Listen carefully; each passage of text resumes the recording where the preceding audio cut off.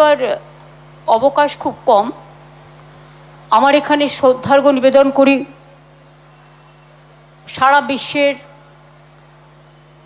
সকল সাংস্কৃতিক জগৎ, চলচ্চিত্র জগৎ, সংবাদ মাধ্যম থেকে শুরু করে যারা সেনাবাহিনী আমাদের জন্য লড়াই করছেন, মাতৃভূমি রক্ষা করছেন, সকলের পক্ষ থেকে আজ যে বিশ্বকবি কবিগুরু রবীন্দ্রনাথ ঠাকুরের এই জন্মদিবসে, যেটা বলতে পারেন আমাদের ভাষা সংস্কৃতিরও একটা জন্মদিবস, যে যেভাবে দেখেন, কারণ রবীন্দ্রনাথ ঠাকুর ছাড়া আমরা কিছু ভাবতে পারি না।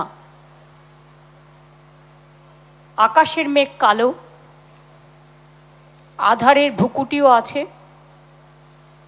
তাই সময় নষ্ট না করে একথা নিশ্চয়ই বলবো, আমাদের সকাল, আমাদের বিকেল, আমাদের সন্ধ্যা, আমাদের নিশীথ রাত, আমাদের দুর্যোগ, আমাদের দুর্ভোগ, আমাদের আনন্দ, আমাদের দুঃখ, আমাদের স্মৃতি, আমাদের স্মরণী, সব কিছুকে কেন্দ্র করে আমরা বিশ্বকবির কাছ থেকে কিছু না কিছু সব সময় শিক্ষা পাই, যা থেকে আমরা নিজেরা আমাদের আইকন হিসেবে আমরা এই সমাজকে যতটুকু কন্ট্রিবিউট করতে পারি, তাদের থেকে এটা আমাদের শেখা।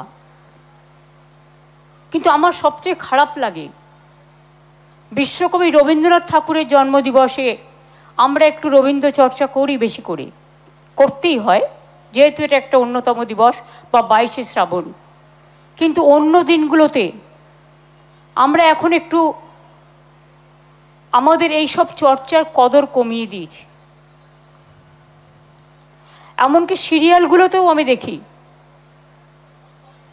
প্রত্যেকটা রাজ্যে তার নিজস্ব সংস্কৃতি, ভাষা আছে, সব কিছুই হোক, কিন্তু নিজের রাজ্যে নিজের সংস্কৃতি, নিজের ভাষা, নিজের ঐতিহ্য, সবাইকে মিলিয়ে চলা, সবাইকে সম্মান দেয়া, এটাকে যেন একদিন নয়, বছরের প্রতিটা দিন, প্রতি মুহূর্তে যেন এটাকে আমরা আপন করে নিই।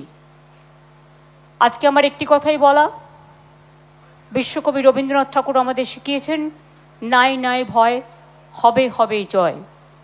অথবা আমি ভয় করব না, ভয় করব না, দুবেলা মরার আগে মরবো না ভাই, মরবো না।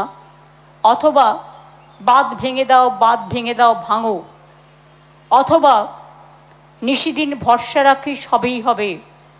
অথবা যদি বলি, হেমর তীর্থপূর্ণ চিত্তে জাগরে ধীরে, এই ভারতের মহামানবের সাগর তীরে। সবাই ভালো থাক, দেশ ভালো থাক, মানুষ ভালো থাক। আজকে যে শিল্প